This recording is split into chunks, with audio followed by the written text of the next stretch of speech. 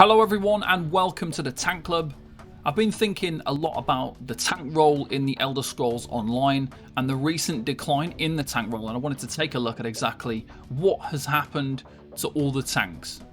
There are a range of contributing factors as to why the tank role is generally unappealing in MMO games and ESO in particular.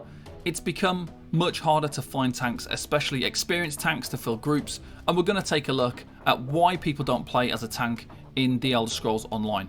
So firstly, we've got the in-game bugs. The Scribes of Fate DLC update has recently arrived, and once again we see yet another block bug.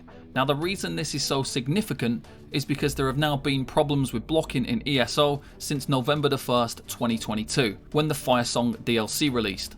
Here we are months later, still experiencing issues with the same thing. We've had multiple patches and fixes and we're still not able to perform the fundamental tank action of blocking. The biggest issue is these fixes take too long to arrive, and when they do, they usually break some other part of blocking. On this occasion, the fix is fairly simple. You stop using the Trifocus passive and you won't get locked into a situation where you can't block. But it's just not acceptable that in a game like ESO, where you have to be able to actively block, and blocking heavy attacks is an essential part of the game, not being able to block properly and it being broken for 4 months is just astonishing and not acceptable. The implications and impact that block bugs have on the game are huge because not everyone follows content and sees the information that something isn't working properly, so this simply leads to a player thinking they can either not tank or there is a problem and they simply switch role or stop playing the game. These bugs relating to block or taunt need to be addressed so much faster and more urgently because it's one of the top reasons tanks are leaving the game. Block bugs aside, there are a number of reasons why ESO tanking is not completely appealing. So why is tanking so difficult to get into? Well, you've got the high pressure role. It's unforgiving to be a tank. You are really punished by the fact that if you die, usually everyone else dies. Every time you make a mistake, it's really visible in comparison to a damage dealer who can go unnoticed within larger groups. Unless you're specifically in a group that aims at teaching people, then it's hard to learn and progress because mistakes will happen and the pressure on the tank is huge. You're expected to stay alive, manage resources, position enemies, know all the mechanics, all while buffing, debuffing, and sometimes even leading your group. You're the front line of your team, so you have to do all these things. It takes a lot of time, a lot of patience, and a lot of effort to be able to do all of these things. Next, we've got the kind of endgame scene. The entry level of getting into harder content is difficult. A lot of groups will prefer an experienced tank, so you'll often see the same tank in multiple groups and very little opportunity for newer tanks to get involved. It's very difficult to break through into the harder content because you're expected to know everything, perform at a high standard, and do so many things that it's not attractive to a lot of players because it's simply too much pressure and groups don't want to teach an inexperienced tank. Many tanks will just avoid trials altogether because making a mistake in these situations impacts way more people and there's very little patience. Tanks often aren't given the freedom to use different setups and are pressured into meta setups when they might benefit from sets and gear which either requires less micromanagement or something that's more useful to helping them learn and survive. We've also got tank content, so there's a lot of content in ESO, lots of things to do, but the tank role is locked solely into PvE group content with dungeons, trials, and those group arenas. If you want to do questing or solo content or PvP, you really cannot do these with your standard tank build.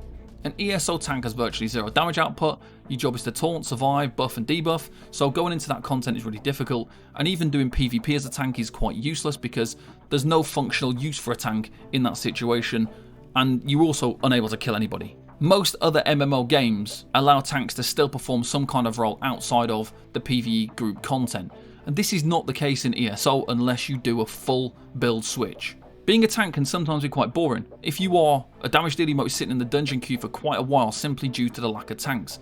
Either because an experienced tank doesn't want to take the risk of a long boring fight with a low DPS group, or an inexperienced tank doesn't want to take the risk of getting into a group where there's too much pressure or toxicity.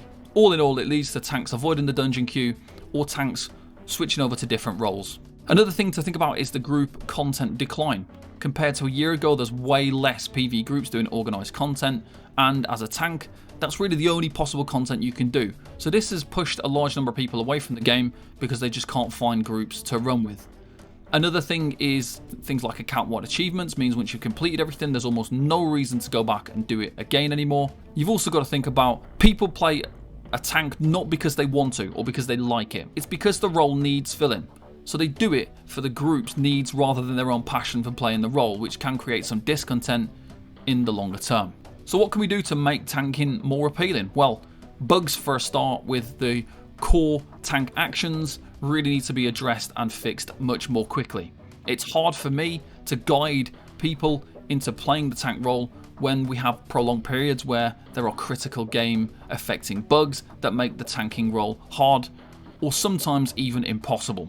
The devs seem quite aware that things need to be improved with ESO tanking, as can be seen with the recent quality of life updates that definitely make tanking more accessible, and they've definitely improved a lot of things regarding the tank role. So the devs are aware that things need to happen to develop tanks to be much more attractive.